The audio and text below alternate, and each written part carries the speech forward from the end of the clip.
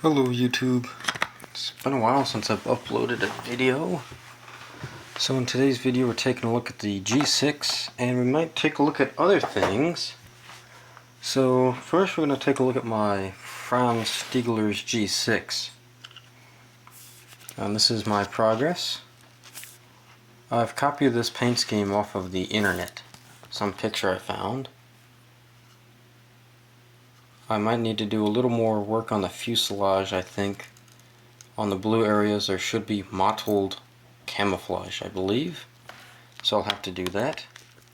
Franz Stigler also had a white tailpiece. This whole section was white. The undercarriage is the light blue. As you can see, my main landing gear is folded up and the tail wheel is suspended. And also, this plane has a yellow nose.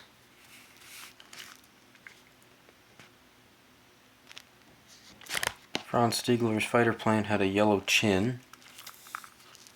The nose here is all black, but I need to paint the white piece.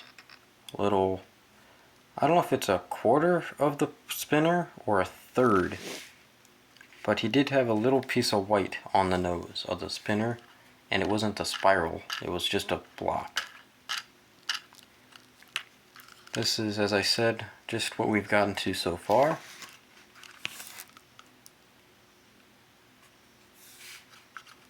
This is a pretty basic kit. There is no canopy detail or cockpit detail. But there's our man, Franz Stigler, in his cockpit, ready for another adventure. Something I noticed about this kit is it has two styles of canopy. I'm going to use this pen here to hold the back end up because I don't really trust the tail wheel back here. So I'm going to quickly open up the box and show you the canopy pieces. So as we can see, we have two styles of canopy.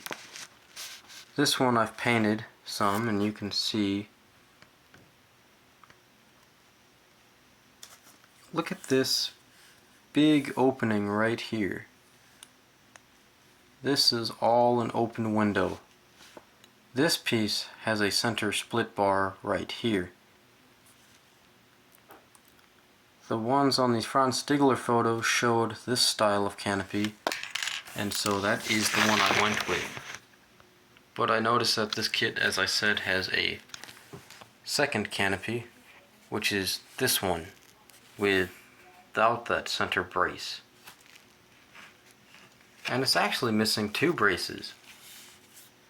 Here we can see there's a support bar here and here. This one of course is a forwardmost, which this one does have. This one has the forwardmost post, but is missing the two posts in the back. I guess this was made for better visibility. And it still has a center rib of 4 bars. 1, 2, 3, and 4. So that's that. I now need to put the decals on. And speaking of the decals, I want to show you something cool. So y'all might not know this, but I used to have an Academy's 172 scale G-6. I've had that well before I was in YouTube. So this is the Airfix instructions. This is the Airfix decal sheet. We have markings for Swiss and for German. It has some details down here. If we see right here, and this little triangular portion, that's the important stuff. But I also have this decal sheet. So you can see it's an Academy kit, the G6, and look at these. Got some more fine decals. Unfortunately, I do not have the instruction sheet for the Academy model, so I don't know where all of these are going. It looks like it's got the same stuff as on the Academy, as the Airfix, but it's got a little more.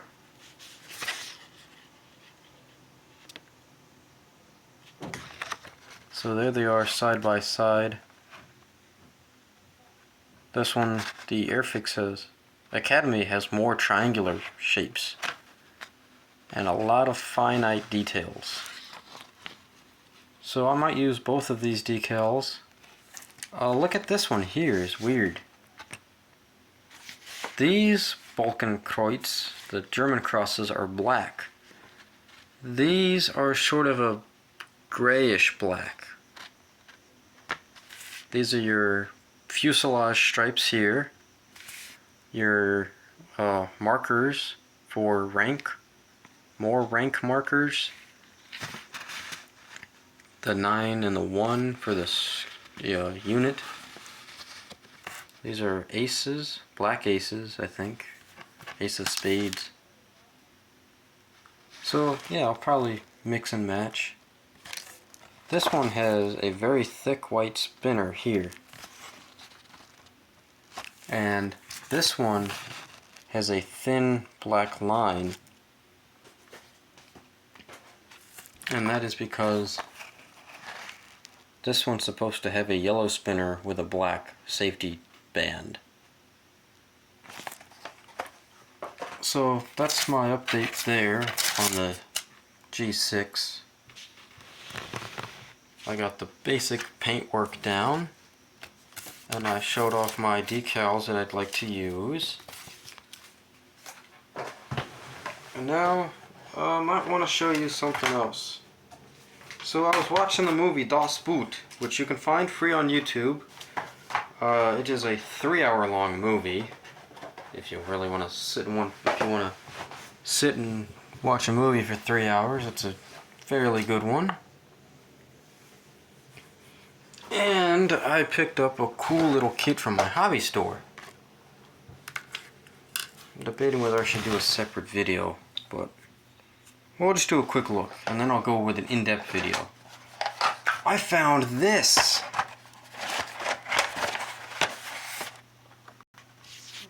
It's a Nishimo 1 to 200 scale U-boat, Type 9B. Wolfpack. We looked this thing up on eBay, and these things range from as cheap as $60 to over $100. We bought ours for $25. It said the motor was missing.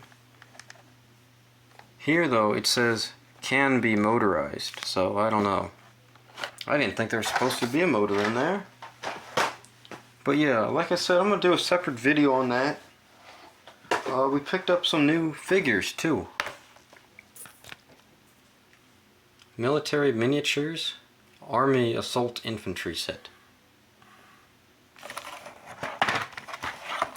You get 6 figures and some painting guides, weapons guides, and helmets and tools. Another kit I may or may not have shown you, this we've had for a while, is the Infantry Scout set. And I think some of these figures and some of the figures in the other set might be able to go together. These are really cool. And these modern Tamiya figures are really very good. They've come a long way since what they once were. That's for sure. Here's a figure.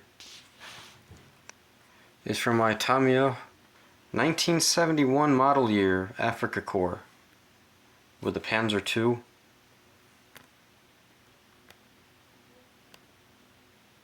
Look at how soft that is. You can hardly see the jacket. This guy came out, I think, a little later. His belt, his shoulder strap's a little more bold. I think he's got better details. He's missing a piece here. It's his knapsack. Some stuff around there. These are some of the older kits though. But yeah, that'll wrap up this video. little build update on the 109 G6 from Airfix, and showed you a few things.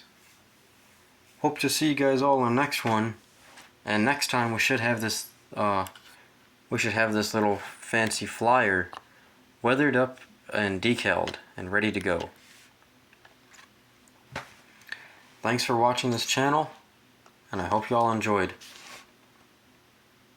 Cheers!